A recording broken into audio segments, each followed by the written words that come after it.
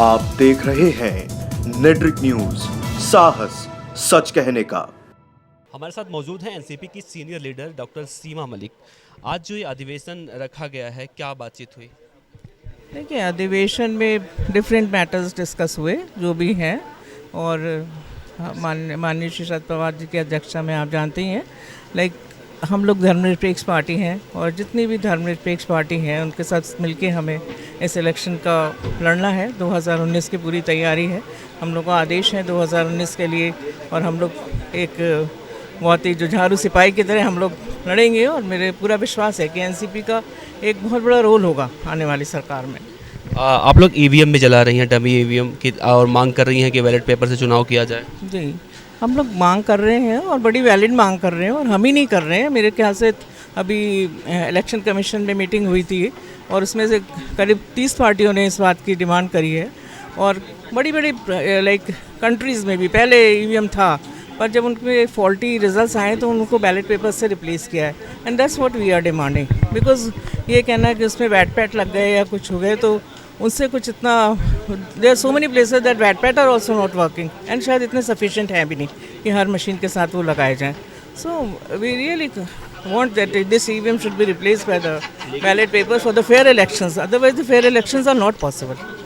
लेकिन बीजेपी की तरफ से कहा जाता है कि जिन राज्यों में अभी हाल में ही उपचुनाव की सीटों पे उपचुनाव हुए हैं उनमें तो बीजेपी को हार का सामना करना पड़ा, तो लोग कहते हैं कि क्या उसमें ईवीएम गड़बड़ नहीं रहा? नहीं, हम ये नहीं कहते कि अगर हम हार गए इसलिए ईवीएम खराब है, पर उपचुनाव की अगर आप बात कर रहे हैं तो उत्तर प्रदेश में भी उपचुनाव में एक जगह गड़बड़ी पाई गई और फिर से इलेक्शंस हुए, तो ऐसा तो नहीं है।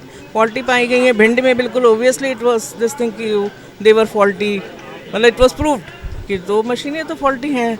और फिर टेम्परेचर वगैरह का नहीं होता, गर्मियों में वो बिल्कुल ख़राब हो जाती हैं, चलती नहीं हैं। Wet pads are not working, so wet pad से आप वो भी आप 30% में करके नहीं कुछ कर सकते। बेटी बचाओ बेटी पढ़ाओ का नारा जो दिया जा रहा है वो किस हद तक सही दिखाई दे रहा है? क्योंकि आने वाले जो मतलब सुनने को मिलती हैं, अभी बिहार में ही एक लड़की के साथ एक हादसा हुआ। नहीं, बिल्कुल आप सही बात कह रहे हैं, और मतलब सभी जानते हैं कि बेटी बचाओ बेटी पढ़ाओ कितना चल रहा है। बेटी बचाओ पैस हो गया है, पढ़ाओ तो पढ़ने के लिए तो लोग भेजने से डर रहे हैं। आज जो गांव में लोग भेजने से डर रहे हैं कि वहाँ के स्कूल के टीचर्स और हर जगह इस टाइप के क्राइम्स हो रहे हैं। और अभी जो मुजफ्फरपुर वगैरह के केसेस आए हैं पटना के, ये तो दे आर तो ऑर्गेनाइज क्राइम्स। लाइक एक किसी के साथ चलते हुए कोई हादसा हो जाए सड़क पे, वो अलग है, पर जहाँ पे पॉलिटिशियंस इन्वॉल्व हैं, जहाँ मिनिस्टर्स इन्वॉल्व हैं, ब्यूरोक्रेट्स इन्वॉल्व हैं, वो लोग खुद ही ये कर रहे हैं। उन शेल्टर होम्स को करोड़ों की एड्स दी गई हैं, आप देखो, और वहाँ पर ये सब हो रहा है और बोल रहे हैं बेटी बचाओ बेटी पढ़ाओ। तो हर आदमी जानता है कि क्या बेटी बच रही है और कितनी बच रही है हमारी कंट्री में। तो महागठबंधन 2019 में क्या कर रहा है?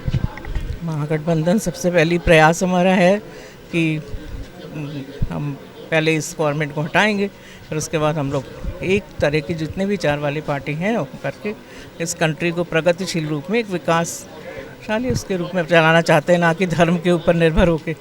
हिंदू मुसलमान की पॉलिटिक्स नहीं करना चाहते हम। जो भी धर्मनिरपेक्ष ग्रुप्स हैं वो सारे मिलके एक विकास की उस पर हम कंट्री को चलाना चाहते हैं, द पॉलिसी।